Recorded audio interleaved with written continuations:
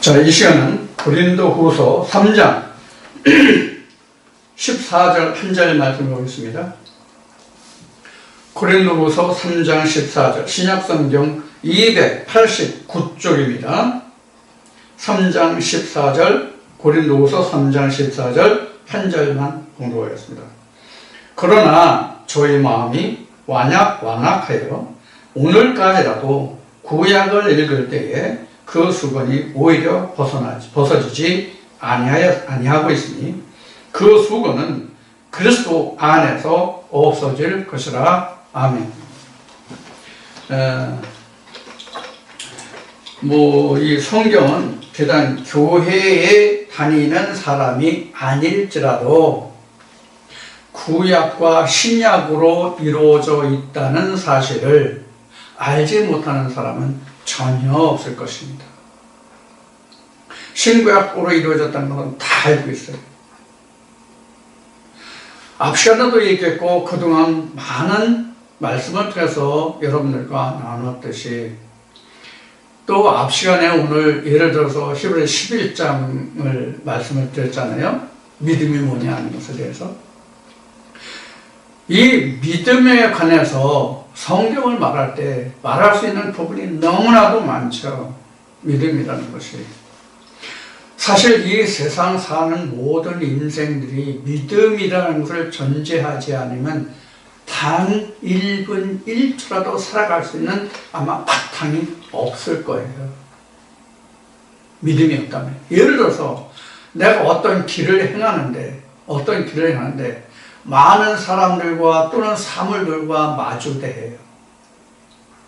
근데 마주대하는 사람이나 그 모든 것들이 나에 대해서 어떤 해를 끼치지 않을 것이라는 믿음이 있기 때문에 내가 마음 놓고 어느 길을 행할 수 있는 것이잖아요. 특히 어두운 밤에 내가 어느 길을 행할 수 있다는 것은, 그것도 혼자 행할 수 있다는 것은 내가 이 길을 가도 괜찮다, 나한테 어떤 해를 입지 않는다는 믿음이 전제되어 있기 때문에 가는 것이잖아요. 그래서 이 믿음이라고 하는 것은, 그만큼 우리 인간 사회에서 절대적으로 필요한 부분이에요. 믿음이라는 것이. 부부지간에도 부모와 자식지간에도 모든 것이 다 한 가족과 한 가정을 이룰 수 있는 것은 믿음이라는 것이 전제되어 있기 때문에, 그 믿음이라는 것이 바닥에 깔려 있기 때문에 가족이다 이런 것이 형성되고 사회가 형성되는 것이거든요.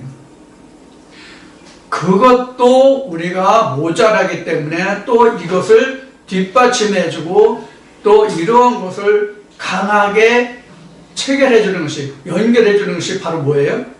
법이라는 것이죠. 그러니까 우리가 인간사에서 믿음이라는 것을 전제한다면 무엇이 있기 때문에 우리가 믿음이라는 것을 전제할 수 있냐면 법이라는 것이 있기 때문에 우리가 믿음이라는 것을 전제할 수 있는 것이에요. 법이 없다면 믿음이라는 게 전제가 안 되죠.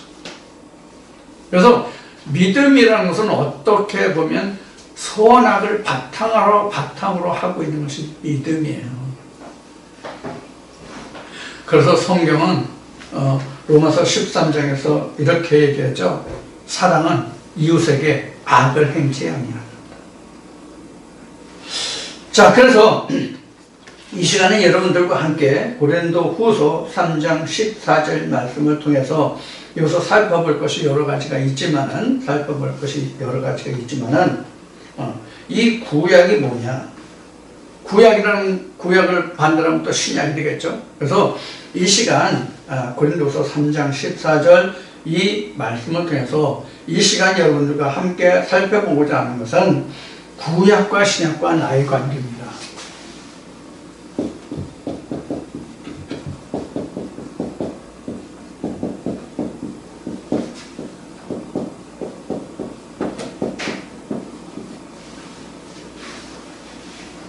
이건 역시 앞 시간에도 말씀드렸지만 구약과 신약과 나의 관계는 이미 다음이나 그 네이버 블로그에 나와 있는 내용이기도 합니다.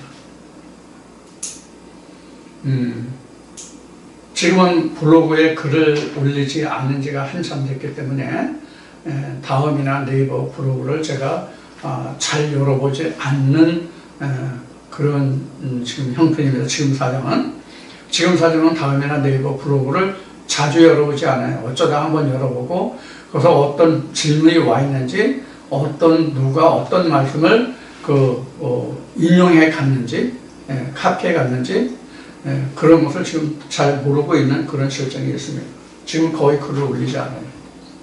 그러나 지금 올려져 있는 블로그나 네이버에 올려져 있는 글만으로 성경 전체를 아우를 수 있는 그런 내용들이 다 들어가 있습니다. 이 블로그 글을 보시는 분이 어떻게 이해하느냐에 따라서 성경 전체가 열리고 닫히는 그런 열쇠가 되는 말씀이 될 수 있을 겁니다. 성경은 어떤 한 말씀이 시작돼서 어떤 말씀으로 전개되고 그 분량이 어디까지 미칠지는 아무도 몰라요. 그것을 경험하는 자, 겪는 자, 체휼을 하는 자만 그걸 알 수 있게 돼 있거든요. 그래서 가진 자는 한없이 가지고 없는 자는 있는 것마저도 빼앗긴다고 복음서는 기록하고 있는 거예요. 자, 그럼 실제로 누구는 빼앗기느냐, 실제로 빼앗는 자가 있어서 빼앗기느냐? 아니에요. 자기가 그것을 취하지 못하면 빼앗기는 결과가 되는 거예요. 자, 그래서 천국은 침노하는 자의 것이 된다. 이렇게 성경은 증거하고 있는 것이죠. 자, 그래서 이 시간은 지금 여기에 써져 있는 것이 구약과 신약과 나의 관계입니다. 우리는 신학적으로 얘기하면 구약과 신약을 모창세기로부터 시작한 모세의 글에서부터 말라기까지를 우리는 구약으로 보고 세례 요한부터의 그 기록으로 이루어진 복음서에서 요한계시록까지 우리는 신약으로 보는 이러한 지금 그 상태에 있죠. 그러면 신학에서 보는 구약과 신약과 세상에서 보는 구약과 신약이 다른 것이 무엇이 있습니까? 아무도 똑같아요. 그럼 신학을 한 사람과 신학을 하지 않은 사람의 관점이 뭐예요? 다른 관점이 뭐냐고요? 없어요. 똑같아요. 앞 시간에도 말씀을 드렸고 그동안 여러 차례 수없이 말씀을 드렸듯이 신학이 말하는 것과 세상이 말하는 것을 사실 따져보면 전혀 다를 바가 없어요. 오늘 앞 시간에 살펴본 부활과 윤회의 개념도 그래요. 죽음이라는 개념도 그래요. 그래서 성경의 시작은 죽음에서부터 시작해서 부활에 가는 거거든요. 그래서 사실 성경은 죽음에서 시작해서 생명, 부활로 가면 부활을 알게 되면 그 부활을 내가 가진 자가 되면 성경은 끝이에요. 그래서 시작은 죽음이라면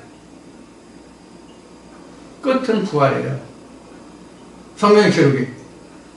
그 시작이 성경을 봐도 창세기에서 죽음이잖아요. 요한계시록 끝이 뭐예요? 부활이잖아요. 그래서 성경은 죽음에서 시작해서 부활로 끝나는 거예요. 생명으로 사는 것으로 끝나는 거예요. 신학은 이것을 보지 못하는 것이죠. 그러니까 전체적인 것을 보지 못하는 것이죠. 세상에 이런 말이 있죠. 숲은 보는데 나무는 보지 못한다. 나무는 보는데 숲은 보지 못한다. 이런 말이 있죠. 그래서 우리가 성경을 안다고 하는 것은 숲도 보고 나무도 볼 수 있어야 성경을 안 것이라고 말할 수가 있어요. 이것을 앞쪽에는 로고스와 레마의 관계, 즉 죽음과 생명의 관계, 또 모세와 예수의 관계로 설명을 드렸습니다. 이 시간에는 여러분들과 구약과 신약과 나의 관계를 이런 관계가 아니라 이런 주제로 이 시간 여러분들과 함께 나눈 고린도후서 3장 14절의 말씀을 바탕으로 우리가 나눠보기로 하겠습니다. 우선 지금 구약과 신약을 말씀드렸잖아요. 구약과 신약을 말씀드렸는데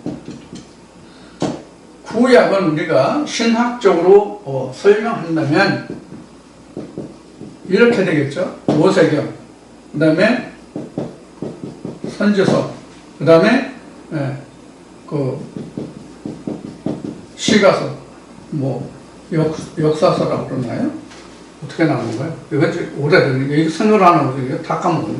자, 이렇게 우리가 볼 수 있죠. 우리가 가장 대표적인 모세경, 선지서, 시가서, 역사서 이렇게 되어 있죠. 자, 그럼 이러한 것들을 우리는 구약이라고 한단 말이에요. 가장 대표적인 것이 구약이라고 하면 모세경을 들 수가 있겠죠. 가장 대표적으로 본다면 이 모세경을 중심으로 뭐가 기록됐어요? 선지서가 기록됐죠. 모세경이 바탕이 돼서 선지서가 기록이 돼요. 가장 대표적인 것이 이사야서, 그 다음에 에레미야서, 호세야, 에스겔, 또 우리가 크게 알고 있는 다니엘서, 그 다음에 말라기. 이런 선지서들이 있죠. 선지서도 대선지, 소선지 있죠. 대선지, 소선지 이렇게 나누는 것은 역사하는 기간이 길어서 그를 이사야서나 에레미야서나 에스겔서나 이런 말씀과 같이 역사하는 기간이 길고 성경이 기록이 많이 나면서 우리가 대선지서 이렇게 얘기합니다. 그러면 우리가 학개나 다니엘이나 또는 말라기 같은 거는 소선지서라고 그냥 선지자라고 그렇게 치부할 수 있을까요? 그렇지 않아요. 이건 사람의 생각으로 소선지서, 대선지자, 소선지자 이렇게 구분했을 뿐이에요. 사람의 차원이에요. 성경은 어느 누가 기록한 말씀이 크다 작다라고 사람의 견지에서 얘기할 수가 없어요. 여기서 제가 말씀드린 게 뭐냐면 절대적인 가치와 상대적인 가치. 하나님에게는 모든 것이 다 하나예요.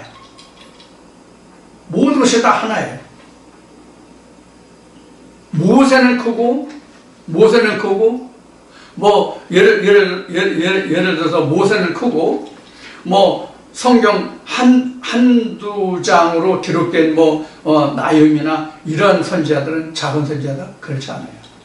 하나님 앞에는 다 똑같은 하나의 가치예요. 그렇게 크다 작다라고 나누는 것은 사람의 생각이고 사람의 범죄에서 말하는 것뿐이에요. 자, 구약이 이렇고 신약은 복음서가 있나요? 그죠? 복음서가 있고 바울 서신이 있고 하나만 더 씁시다. 이런 종류들이 있죠. 사실 이거 하면 다네요. 복음서, 바울 서신만 해도 몇 권이에요? 13권인가라고 그러죠? 복음서 4권이죠? 그럼 17권이죠? 복음서 4권, 바울 서신 13권은 몇 권이에요? 17권이죠? 계시록 18권이죠? 그럼 나머지 8권 남네요. 근데 이제 여기에 여러 가지 있지만 이렇게 있어요. 그러면 우리가 일반적으로 보면 이렇게 구약과 신약을 나누어 보잖아요. 이렇게 나누어 보는데 이거는 비단 신학에서만 나누는 구분이 아니라 세상 사람들도 이렇게 기록하여 본단 말이에요. 이렇게 분류하여 보고 이렇게 나눠보고 이렇게 생각한단 말이에요. 그러면 지금도 여러 차례 언급을 했듯이 신학이 보는 성경관과 세상 사람들이 보는 성경관이 무엇이 다른가 하는 거예요. 똑같잖아요. 자, 이와 같은 지금 구분이 오늘날 대체적으로 우리가 보고 있는 성경관이에요. 성경에 관한 신약과 구약에 대한 그 보는 관점, 분류하는 관점이에요. 자, 그러면 신학에서는 이렇게 보고 세상도 이렇게 보는데 성경은 그럼 어떻게 보고 있냐 하는 거예요. 이것을 알아보기 전에 먼저 구약의 뜻이 무엇인지를 우리는 알아야 돼요.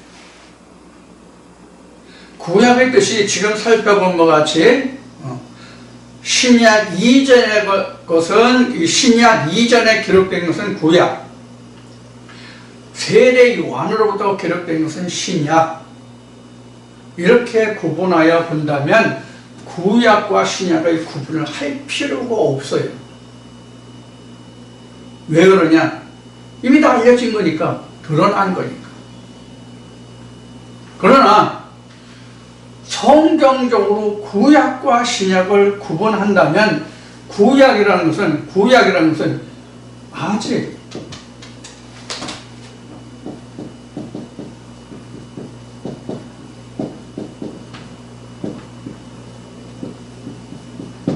아직 이루어지지 않은 게 구약이에요. 아직 이루어지지 않은 것이 구약이에요. 그래서 구약을 쉬운 얘기로 말하면 뭐예요? 예언서란 말이에요. 구약을 쉬운 얘기로 예언서예요. 그럼 이루어지지 않았다는 것이 무엇이 이루어지지 않았다는 거예요? 예언이 성취되지 않았다는 거예요. 예언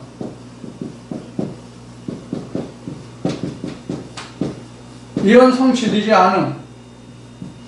이게 구약이란 말이에요. 그럼 신약이라는 것은 뭐예요? 그래서 아직 이루어지지 않았다면 이루어진 것이 되겠죠? 이루어진 것이 신약이에요. 무엇이 이루어졌어요? 예언 성취. 이게 바로 신약이란 말이에요. 여기서부터 우리는 성경이 시작을 해요. 여기서부터 우리가 성경이 발원이 된다고요. 여기서부터 성경이 발원되는 거예요. 어디서부터? 아직 성취되지 않았구나. 예언이구나. 이것을 아는 것부터. 이거 예언이기 때문에 내가 이것을 이루어야 되는구나. 것을 깨달으면서부터 성경이 시작된단 말이에요. 자, 성경이 시작된다는 것은 바로 무엇을 이야기하는 거예요? 무엇을 뜻하는 거예요? 하나님과 함께 동행함이에요. 성경을 깨닫고 성경과 함께 한다는 것은 하나님과 함께 동행한다는 뜻이에요. 성경에 하나님과 동행했다는 사람이 누가 있죠? 에녹이 있죠? 에녹이 몇 년 동안? 300년 동안 하나님과 함께 동행하더니 어느 날 들림을 받아 그가 죽음을 맛보지 않냐고, 뭐 이런 말씀이 그 창세기 보면 기록이 되죠? 그래서 하나님과 함께 동행함이 뭐냐면 신약이라는 거예요. 구약은 예언이 성취되지 않았으니까 그냥 말로만 있지 그것을 함께하지 못했으니까 이것은 구약이란 말이에요. 하나님과 함께하지 못하는 것이죠. 자, 이것을 우리가 믿음의 조상이라고 성경에서 말하고 있는 아브라함을 예를 들어봅시다. 아브라함이 언제까지가 구약이에요? 언제까지가 구약이에요? 갈대 우르에서 하나님의 음성을 듣고 아브라함이 갈 바를 알지 못하고 갈 때 그가 도착한 것이 어디예요? 가나안 땅이죠. 가나안 땅에서 하나님을 만나 그가 하나님의 언약을 받고 자기 몸에 할례를 받기 전까지가, 할례 받기 전까지가 뭐예요? 구약이에요. 다시 말씀드릴게요. 성경에서 믿음의 조상이라고 하는 아브라함을 놓고 구약과 신약을 말한다면 갈대 우르에서 하나님의 음성을 듣고 그가 갈 바를 알지 못할 때 그가 길을 행했는데 도착한 것이 어디예요?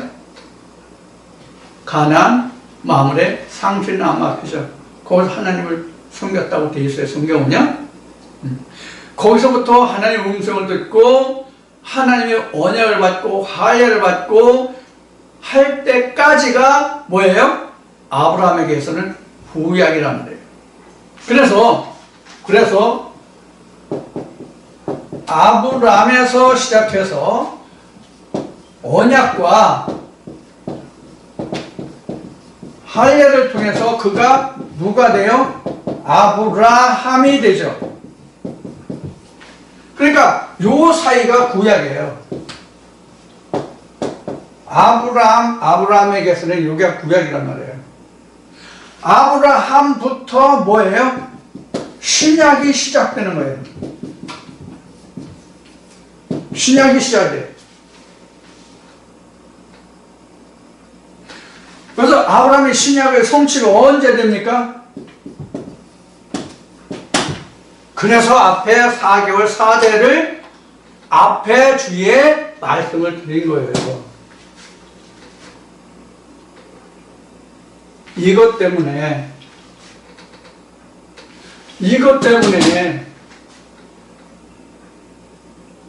그러면 저나 여러분들에게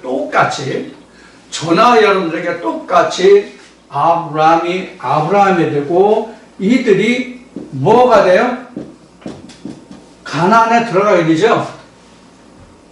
이 과정을 접목시켜 보자고요. 여러분들이나 저나 지금 하나님의 음성을 듣죠. 하나님의 음성을 듣는다는 것은 지난주에도 말씀드렸듯이 하나님은 영이시니까 뼈와 살이 없죠.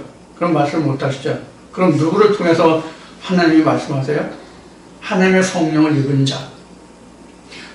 요한복음으로 하면 말씀을 육신을 입은 자가 하나님을 대신해서 말하죠. 그가 성령의 교회에 들어가시는 말씀을 전하는 자예요. 우리가 성경으로 보면 예수나 구약의 선지자들, 모세나 그 말씀을 쫓아서 예언했던 선지자들, 신약에서는 예수나 그의 사도들을 우리는 하나님의 음성을 전하는 자라고 말할 수가 있겠죠. 말씀 육신을 입은 자. 그럼 오늘날에 그런 사람들이 없을까요? 있어요. 오늘도 성령이 교회에 들어가시는 말씀을 하는 자면 다 하나님의 보냄을 받은 자, 말씀을 육신으로 입은 자예요. 그러면 성령으로 말한다는 뜻이 뭐예요? 성령으로 말한다는 뜻이 뭐냐고요? 예수 그리스도의 영으로 말하는 자가 성령으로 말하는 자예요.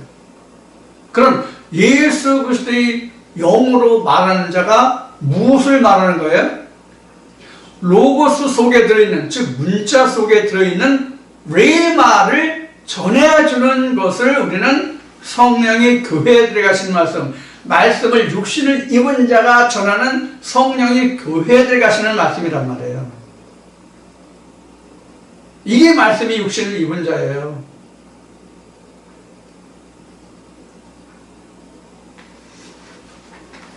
예수님이 무엇을 전했습니까?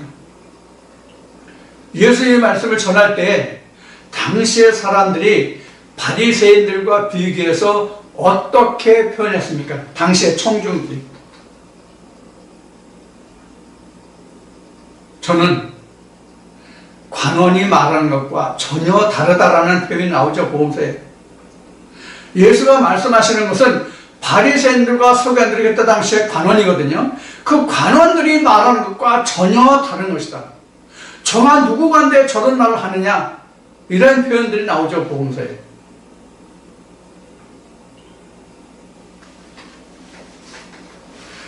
자, 그러면 신약이 어디에서 나와요? 구약에서 나와요. 그래서 신약이라는 것은 구약의 증거가 신약이에요. 구약의 증거가 신약이라고요. 구약의 증거가 뭐예요? 예언이잖아요. 예언. 예언서라고 그래요. 예언에 대한 성취의 증거가 바로 뭐냐? 신약이다 그런 얘기예요. 그러면 지금 방금 전에 아브라함을 얘기했는데 지금 아브라함이 하나님의 음성을 들었어요? 못 들었어요? 아브라함이 하나님의 음성을 들었어요? 못 들었어요? 들었잖아요. 들었으니까 그거 어디를 갔어요? 가나안까지 간 거예요. 근데 여기서 중요한 것이 뭐가 있었어요? 앞에 제가 아브라함을 말할 때 어떻게 말했어요? 어떤 말씀을 아브라함에게 하나님이 말씀하셨고 어떻게 그가 행했다고 그랬어요? 갈 바를 알지 못할 새.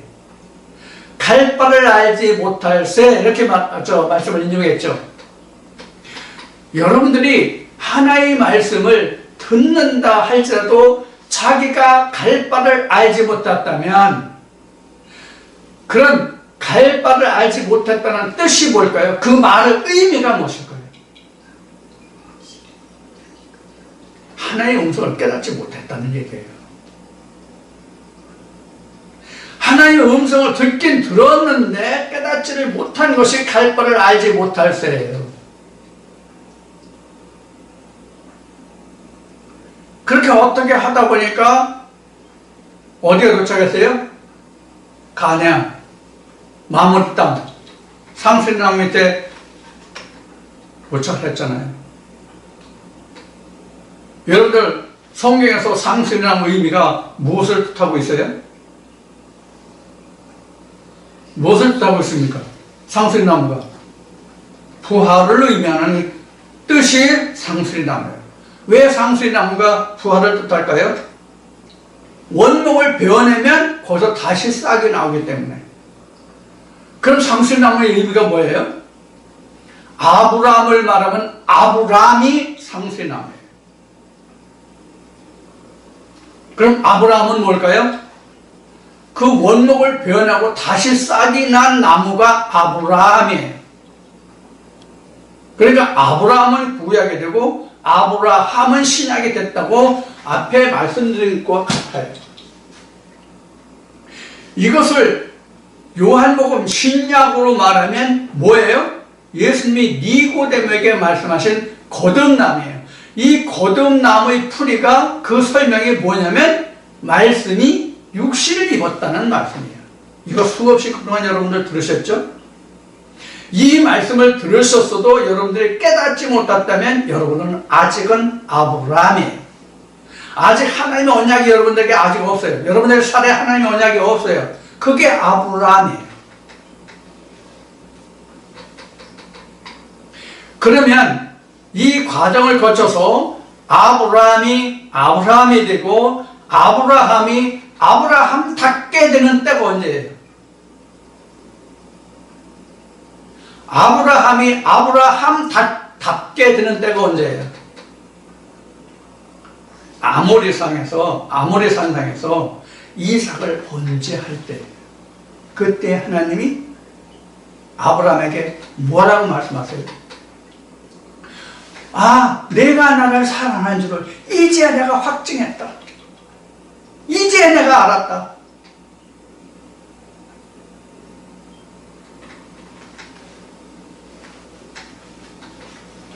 거기서부터 하나님의 언약이 아브라함에게 계속 이어지죠.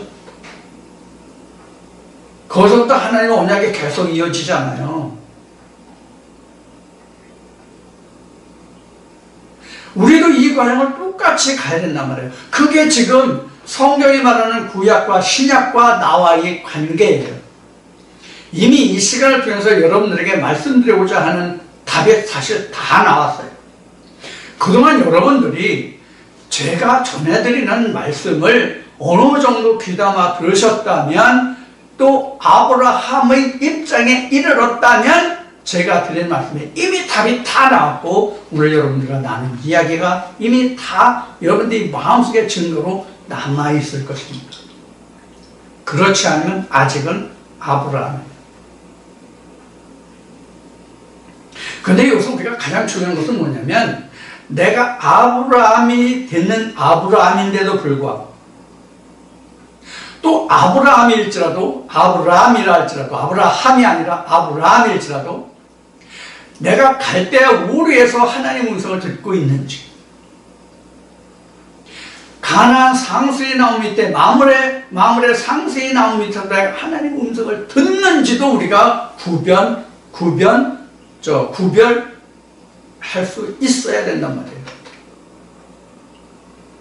그러면 똑같은 아브라함일지라도 즉 하나님 음성을 듣는다 할지라도 갈대아 우르의 아브라함과 가나안 마물의 땅에 있는 아브라함과 다른 점이 뭐냐?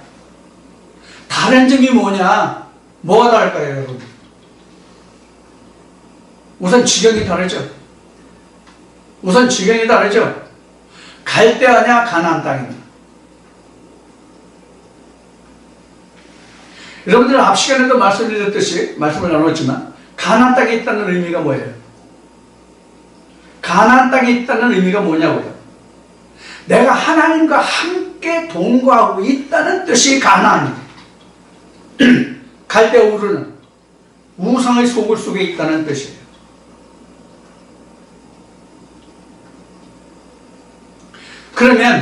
그러면 아브라함이 똑같은 아브라함일지라도 갈대아에 있는 것과 가나안 땅에 있는 것은 어떤 차이가 있느냐?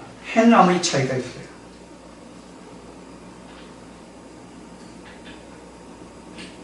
우상의 소굴을 떠나와야 되잖아요. 그래야만 내가 하나님의 음성을 들을 수가 있잖아요.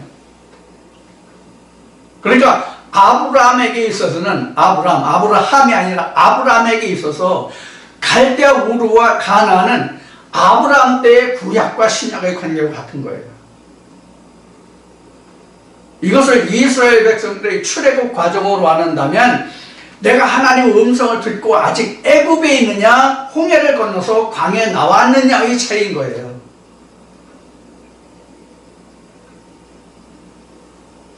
그럼 뭐가 있어요? 내가 애굽에 있지만 나는 하나님의 음성을 듣는 사람이야. 하나님과 함께하는 사람이야. 이런 자위에 빠져있는 사람이에요.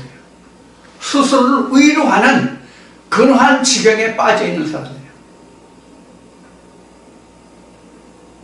거길 나와야죠. 출근해야 되죠. 근데 내가 여전히 지금 있던 곳에 있으면서 있던 곳에 그냥 생활하면서 있던 곳에 그냥 있으면서 나는 하나님과 함께하는 자라 이런 생각만 가지고 있단 말이에요. 그러면 같은 아브라함일지라도 갈대아 우르에 있는 거예요. 나와서 내가 하나님과 함께하는 가나안 땅에 있어야죠. 그럼 가나안 땅은 하나님이 앞으로 아브라함에게 주고자 하는 땅이죠. 그런데 아브라함에게 있어서 또 그가 아브라함이 됐다 할지라도 가나안 땅에 있을 때 아브라함이 그들과 함께하는 자였어요? 아니면 유리하는 자였어요? 어떤 의미로 말씀드리냐면 아브라함이 가나안 땅에 있을지라도 가나안 땅이 하나님이 아브라함에게 주신 땅이에요? 아직은 아니에요. 아직은 아니잖아요. 그래서 가나안 본토 족속과 아브라함 또는 아브라함은 서로 유리된 자예요. 격리된 자예요.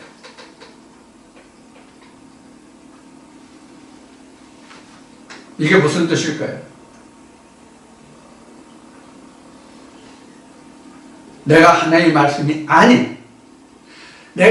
말씀이 아는 교육을 받으면서 하나님의 음성을 들었으면 내가 거기서 떠나서 가나안 땅에 와 있어요. 즉 하나님과 동행하는 삶을 살아야 된다는 얘기예요. 그럼 무엇이 하나님과 동행하는 삶을 사는 거냐? 출애굽 과정으로 홍해를 건너는 것이죠. 그럼 홍해를 건넜다는 뜻이 뭐냐? 사람의 교훈은 완전히 차단한 거예요. 그럼 사람의 교훈이 뭐예요? 사도 바울이 말한 것으로 증거한다면 사람의 교훈이 뭐예요? 조상의 유전이. 조상의 유전이 뭡니까? 바울이 말한 조상의 유전이 뭐예요? 앞 시간에 말한, 이 시간에도 말한 가말리엘의 문화생, 신학을 말하고 있는 거예요. 신학을. 그래서 바울이 뭐예요? 바리새인 중에 바리새인이었다고 말하죠? 그럼 바리새인이 무엇을 전했어요? 유전을 전했죠? 유전이 뭐예요? 신학이란 말이에요. 신학.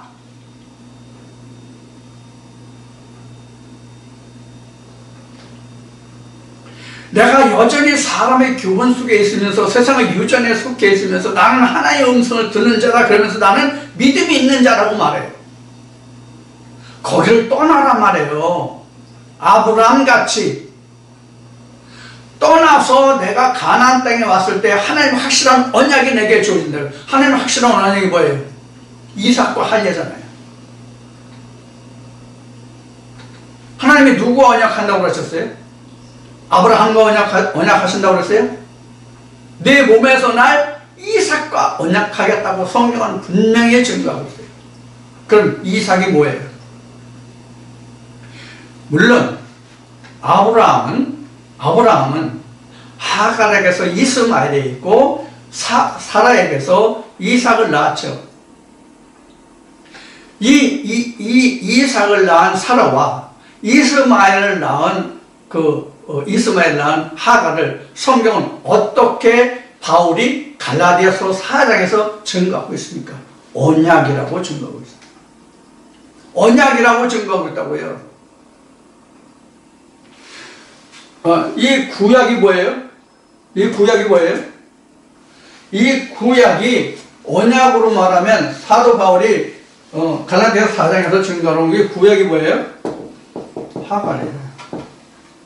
하갈이라고요. 신약이 뭐예요? 사라예요. 갈라디아서 4장 잘 보세요. 갈라디아서 4장 1절로 갈라디아서 4장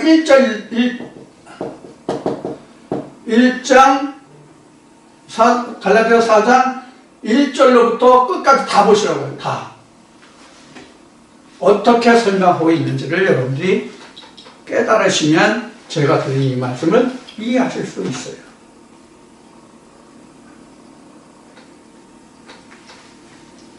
자, 이와 같이 하갈과 사라라고 하는 것은 언약을 말하는 거예요. 그러니까 지금 하갈은 구약이고 사라는 신약이란 말이에요. 신약에서 나오는 이 말씀을 통해서 나오는 그 아들, 즉 예수 그리스도로 인해서만 하나님이 언약하시겠다는 뜻이 내 몸에서 날 이삭과 하겠다는 뜻이에요. 이게 나에게 뭐가 된다고요? 살의 언약, 할례가 되는 거예요. 그래서 사도 바울은 로마 교회에 편지를 하면서 이렇게 말해요. 표면적인 할례와 이면적인 할례.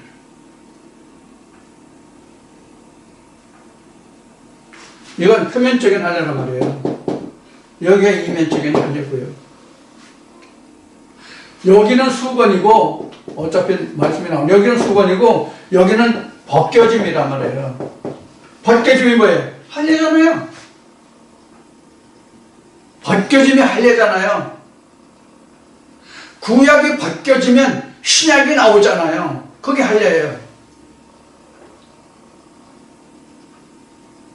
구약이 열려야 신약이 나오잖아요. 그럼 뭐가 표피예요? 하갈 구약이 표피고 드러난 것이 신약이란 말이에요. 남자의 포경 수술을 두고 성경은 증거하고 있지만 이것은 성경은 구약이 열리는 것을 할례라고 말한단 말이에요. 성경이 열리는 것을 할례라고 말한단 말이에요. 아브라함이 열려야 아브라함이 되잖아요.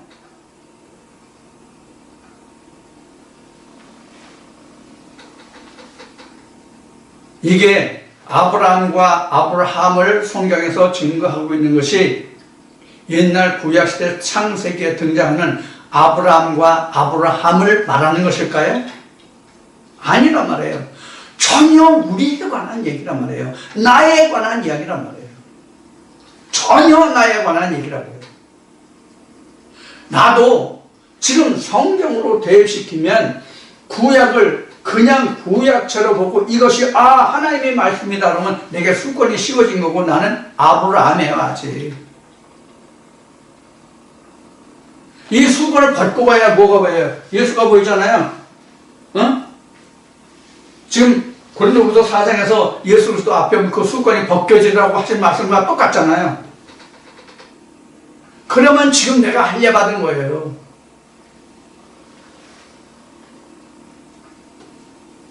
지금은 의사들, 의학자들 간에 남자에게 있어서 그 할례가 뭐 필요하냐, 안 하냐, 여러 가지 이야기를 하죠. 이건 의학적으로는 신체적인 어떤 의학적인 면에서, 신체적인 면에서, 성접촉적인 면에서 이것을 본다면 성경이 성경 얘기 아니죠. 세상 의학을 말하는 거, 사람을 말하는 것이죠. 성경이 그런 것이 아니다라는 것을 저는 말씀드린 거고요. 그래서 지금 할례가 무엇이 할례라고 그러세요? 구약이 열리면 할례예요. 그것이. 이것이 영적 할례, 이면적 할례란 말이에요. 성경에서 표면적 할례를 말합니까? 그러면 어느 부부가 결혼해서 아들을 낳았어. 성경이 말하는 대로 7일 만에, 8일 만에 할례를 받았어. 포경수술을 했단 말이에요. 병원에서. 그럼 그 아이가 하나님한테 할례 받아서 은혜 받은 거예요? 은혜를 입은 거예요?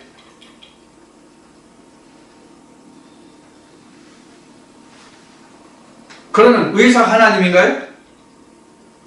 의사가 하나님이에요? 할례를 해준 포경수술을 해준 그 의사가 하나님이 되느냐고요. 이렇게 질문을 하면, 이런 질문을 한다면 여러분들은 어떤 답변을 생각하시고 어떤 답변을 할 수 있겠어요?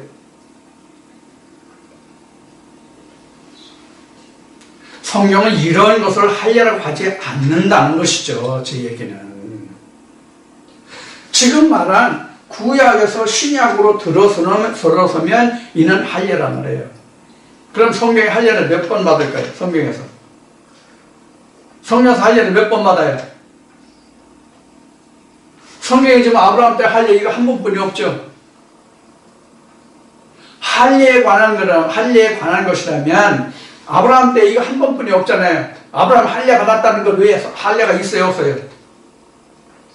그럼 성경에서 할례가 몇 번 있었냐고 질문을 드리는데 어떤 것을 지금 여러분들에게 묻고 있는 것일까요?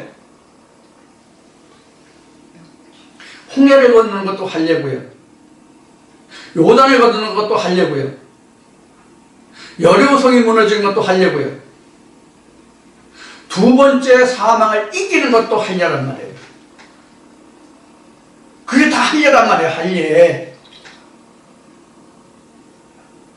그러니까 성경에서 할례라는 것은 무엇이냐면 하나님께 더욱 깊이 있게 들어가는 단계마다가 다 할례예요.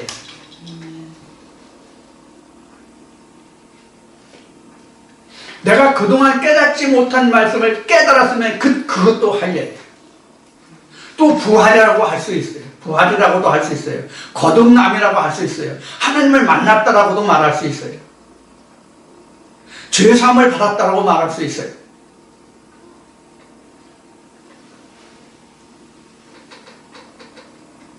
그럼 우리가 신학이 말하는 또 세상이 말하는 구약과 신약이 나와 무슨 상관이 있어요? 아무런 상관이 없어요. 그럼 진짜 나와 구약과 신약의 관계가 어떻게 해야 내가 상관이 있느냐? 구약이 열려야 풀어져야만 신약으로 돌아요. 이게 하려고 이게 나와의 관계예요. 성경이 말하는 이건 그럼 뭘 말하느냐? 구약이 신약에 있다는 것은 뭘 말하느냐? 조금 전에 니고데모가 예수님께 찾아온 그 거듭남을 얘기했었나요? 거듭남이 바로 구약에서 신약으로 옮겨지는 거예요. 이걸 할례라고 하는 거예요. 지금 말씀드린 것 같이 풀리지 않았던 말씀이, 궁금했던 말씀이, 그렇게 알고 싶어 했던 말씀이 풀어지면 내가 그 성경이 열린 거잖아요. 그럼 나는 이미 신약에 들어온 거예요. 할례 받은 거예요. 영적 할례. 말씀이 벗겨졌잖아요. 수건으로 가려졌던 것이 모세를 통해서 주셨던 말씀이 가려졌잖아요. 그것이 열리는 거예요. 그럼 예수가 보이잖아요. 그래서 예수 그리스도 앞에 그 수건이 벗겨지리라 이렇게 된 거예요. 사도 바울의 증거가. 마치 사도 바울이 다메섹에서 예수 그리스도의 음성과 그 빛을 보고 장렬됐죠. 소개됐죠. 이거 수건이 씌워진 거예요. 그러다가 하나님이 아나니아를 보내서 안수하게 했죠. 그리고 다시 보여줬죠. 성경 비늘이 벗겨졌다. 그 비늘이 수건이에요. 그 사건을 통해서, 다메섹 사건을 통해서 바울이 보게 된 게 뭐예요? 육체 예수를 성령의 예수로 인식하게 된 게 바울에게 있어서 뭐예요? 수건이 벗겨진 거예요. 안수를 받은 거예요. 진짜 예수를 알게 된 거예요. 그래서 고린도후서에서 바울이 어떻게 하신 거예요? 모든 사람을 육체대로 알으나 이제는 육체대로 알지 않기로 한다. 예수도 그러하다.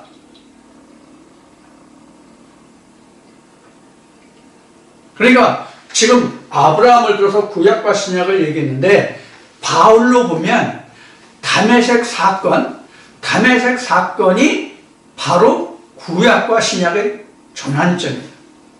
그럼 바울로 보면 사울이었죠. 사울 때에 아나니에게 안수를 받기 전에는 사울이에요. 그래서 아나니에게 안수를 받고 보게 된 그때부터 바울이 된 거죠. 그러면 바울이 다메섹 사건을 통해서 아나니아의 안수를 받기 전 보지 못하던 그 시대가 있죠. 이게 말라기에서부터 세례 요한이 오기까지 구약과 신약의 중간지대라고 얘기하는 암흑시대라고 하는 바로 그 기간이에요. 그 기간이 출애굽 과정으로 보면 홍해고 요단강이고 여리고인 거예요.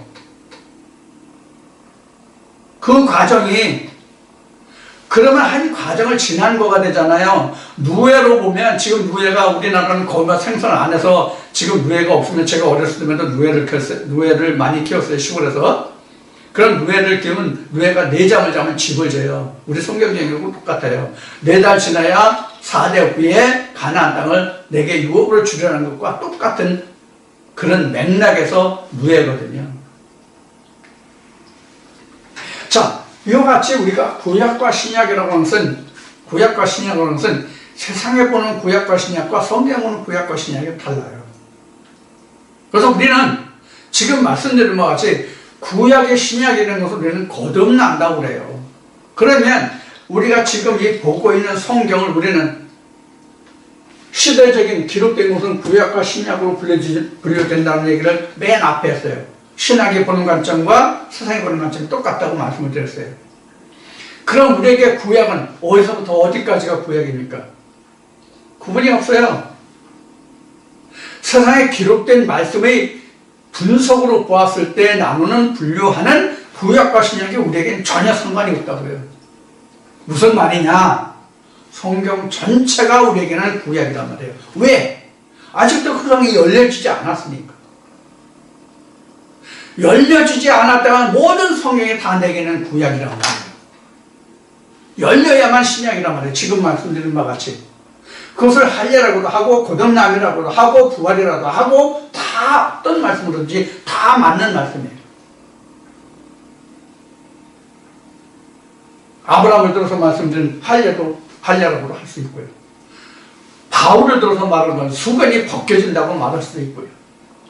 이스라엘 백성들이 출애굽을 한 것으로 보면 홍해를 건넜다, 요단을 건넜다, 여리고성에 무너졌다는 거 똑같고요.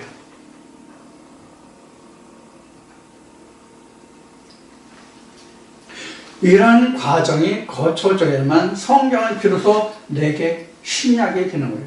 그럼 신약이 됐다는 얘기는 뭐예요? 신약이 됐다는 뜻을, 신약의 뜻을 다시 한번 보자고요, 그럼. 이와 같이 구약이 벗겨졌어요. 주머니 벗겨졌어요. 구약이 할례 받았어요. 자, 그럼 신약이 됐다는 뜻을 한번 보자고요. 신약이 됐다는 뜻. 아까도 말씀드렸지만 신약이 됐다는 뜻이 뭐예요? 하나님과 함께 동행이죠.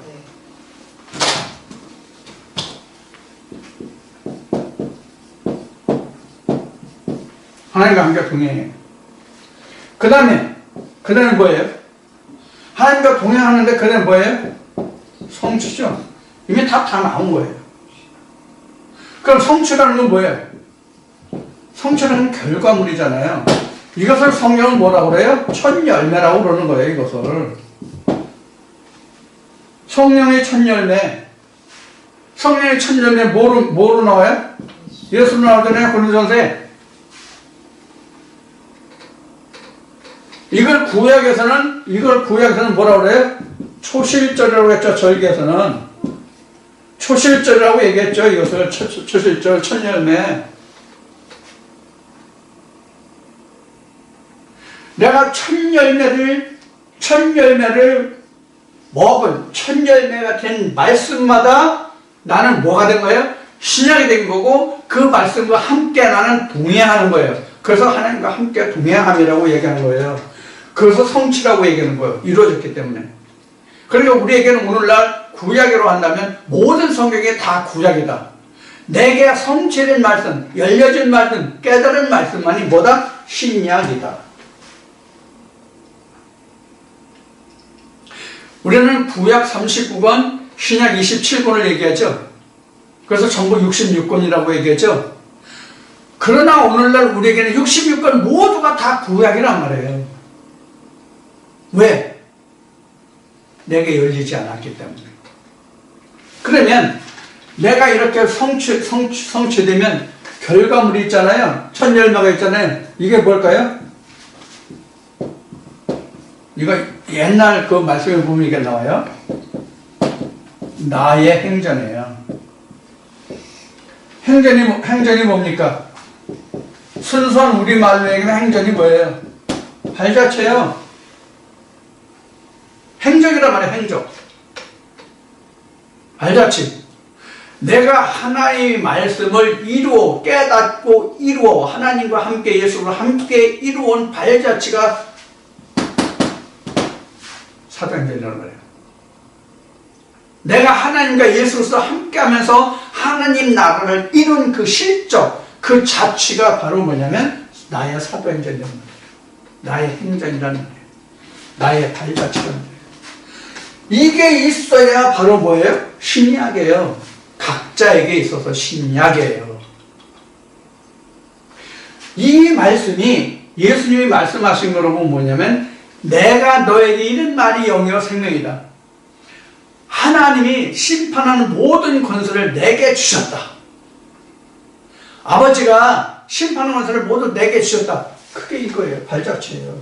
이 발자취가 심판이잖아요. 이게 역사고, 이게 신약이고, 이게 할례고, 이게 부활이고, 이게 구약과 신약이고, 이게 나의 안에 있다. 그래서 이것을 다시 그동안 나눈 말씀으로 이것을 정리한다면 구약은 로고스죠. 이건 뭐예요? 레마란 말이에요. 레마. 요 둘이 합한 것이 뭐예요? 열매. 요 둘이 합한 것이 열매. 요 둘이 합해야 열매 나오잖아요. 이게 나무가 되고 이게 열매가 되잖아요. 예수라는 열매가 되잖아요.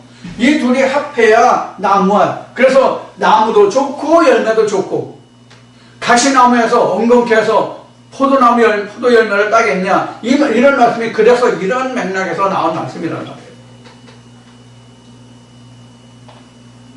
근데 우리는 성경을 어떻게 합니까? 구약과 신약을 열심히 나누죠. 뭐 에레미야서는 뭐 이사야서는 호세아서는 말라기는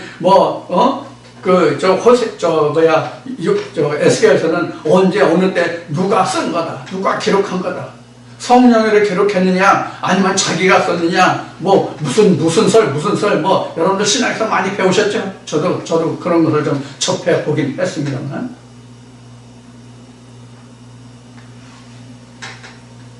그렇게 구분하는 구약과 신약과 지금 제가 여러분들에게 말씀드린 구약과 신약과 어떤 차이가 있습니까? 어떤 차이가 있냐고요? 그래서 신학은 학문이지 하나님이 아니에요. 예수가 아니에요. 성령이 아니에요.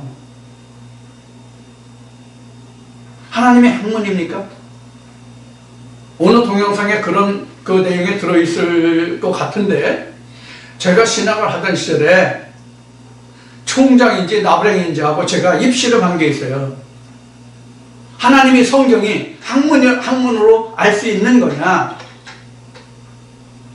저는 이미 하나님의 음성을 듣고 그 신학을 듣게 했기 때문에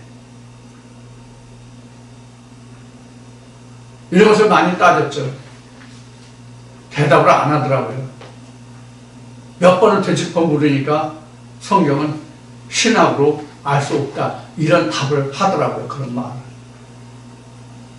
여러분들이 믿으시고 안 믿으시고 뭐 그런 일이 있었고 없었고는 여러분들이 알아달라, 이해해달라, 뭐 그런 의미로 말씀드리는 게 아니에요. 그런 의미로 말씀드리는 것이 아니라 하나님을 안다는 이렇단 말이에요. 그래서 성경은 누가 감히 하나님을 알아서 하나님의 마음을 전하고 말하겠느냐, 이렇게 성경은 증거하고 있는 것이죠. 누가 하나님을 알아서. 우리 속담에 이런 말이 있죠. 과부의 사정은 과부가 아니다. 내가 하나님의 입장에 되어보지 않고는, 내가 하나님의 자리에 가보지 않고는 어떻게 하나님의 사정을 말할 수가 있냐고요. 누가 성경을 깨달아서, 누가 하나님을 깨달아서, 누가 예수를 깨달아서, 성령을 깨달아서 하나님을 말하고 예수를 말하고 성령을 말하겠느냐.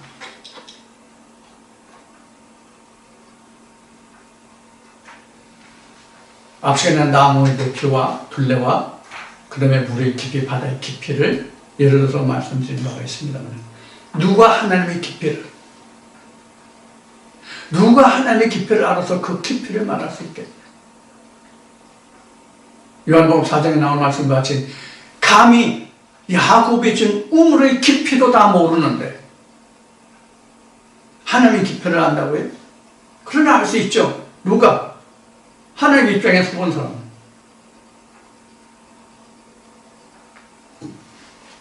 그래서 여러분들 또 혹시 오해하실까 몰라서 하나님 입장에 서보면이라는 이 말을 조금 부연 설명드린다면, 하나님 입장에 선다는 것은 성경의 입장에서 보는 거예요. 요한복음 2장 성경에 하나님이라고 되어 있잖아요. 쉬운 예로 구약은 하나님이고 신약은 예수란 말이에요. 구약은 하나님, 신약은 예수란 말이에요. 그럼 하나님이 다르고 예수가 다릅니까? 아니죠? 그걸 지금 말씀드리는 거예요. 자, 이와 같이 우리가 구약과 신약이라는 것은 이렇게 구분하거든요. 그러면 나라는 것을 구약과 신약을 놓고 한번 조금 설명을 드리도록 하겠습니다. 나라는 것을 구약과 신약을, 나라는 것을 놓고 나와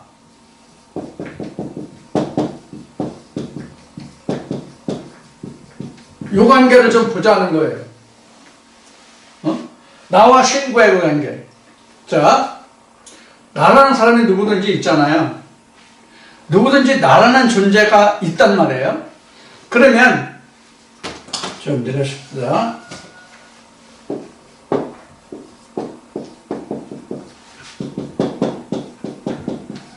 이렇게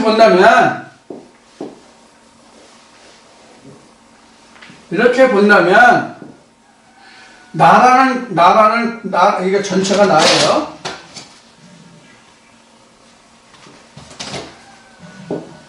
나라는 것을 본다면 첫째 몸이 구약이에요.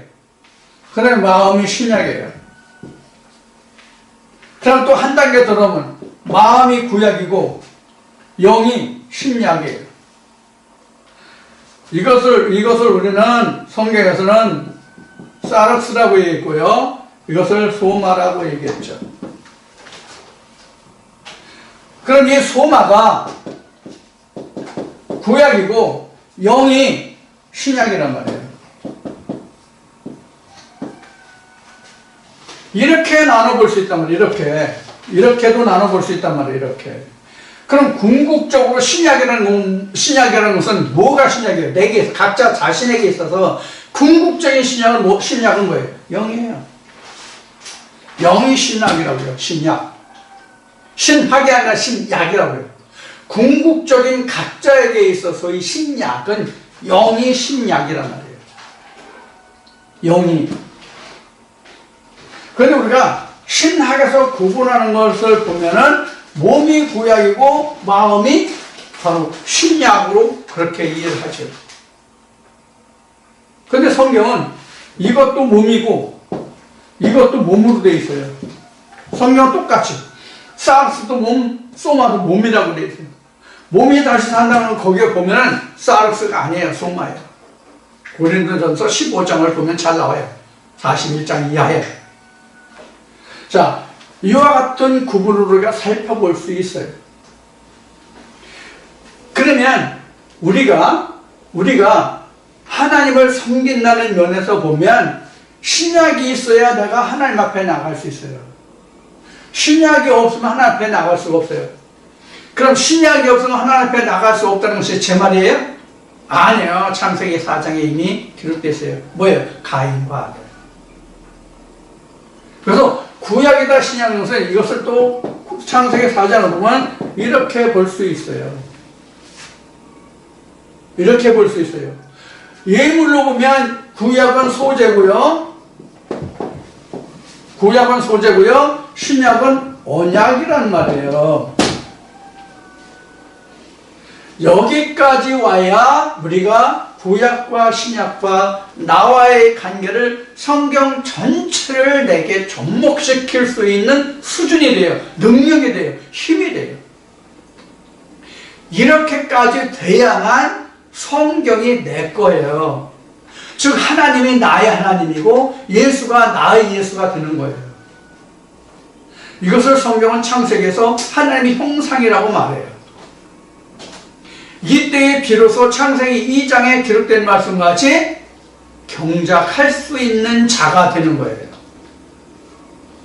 이렇게 된 자가 창세기 3장에서 생명나무 열매를 먹을 수 있게 되는 거예요.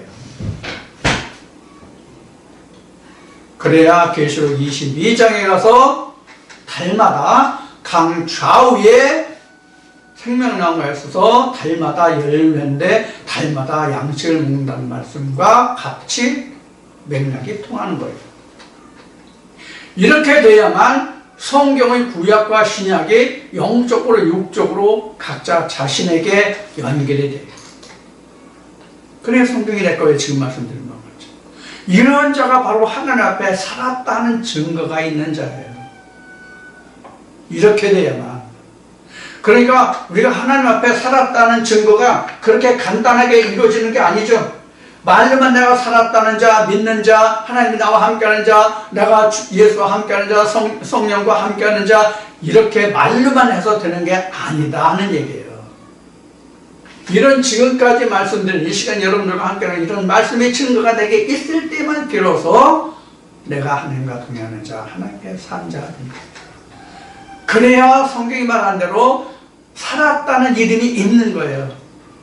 살았다는 이름은 있으나 실상은 죽은 자로다가 아니라 실제 산 자가 되는 거예요. 누구 앞에? 하나님 앞에. 이것을 확실하게 자기가 잡은 자, 깨달은 자가 된다면 앞 시간에 말한 부활이라는 것과 같은 거예요. 이것을 위해서, 이것을 찾고 이것을 내가 나의 소유로 만들기 위해서, 즉 하나님이 나의 소유가 되기 위해서 우리는 뭘 해요? 신앙생활 하는 거예요. 이것을 위해서 제가 여러분들에게 이렇게 목청을 돋워서 하나님의 말씀이 이러하다라고 지금 전해드리고 있는 거예요. 제가 알고 있는 하나님, 예수, 성령이 저에게만 아니라 이 동영상을 들으시는 모든 분들의 하나님과 예수와 성령이 되기를 저는 간절히 바라는 그것 외에 아무것도 없는 거예요. 오늘도 여러분들이 저와 함께 나눈 이 2시간의 말씀을 통해서 여러분들에게 구약과 신약과 나의 관계, 그리고 성경에서 말하는 부활과 절에서 말하는, 불교에서 말하는 윤회와 어떤 삶과 상관관계가 있는지, 이런 것들을 여러분들이 잘 오늘 또 이 말씀을 통해서 깨달으셔서 오늘 또 이 말씀들을 통해서 여러분들과 제가 하나님 앞에 한 걸음 더 가까이 다가가는 그러한 생명의 말씀이 되기를 주의 이름으로 축원드리고, 하나님이 진정한 은혜와 축복의 영생이 가나안이 여러분들에게 주어지는 그런 소유가 되는 하나님의 말씀이 되기를 축원드리면서 이슈 모든 말씀을 마치겠습니다. 감사합니다.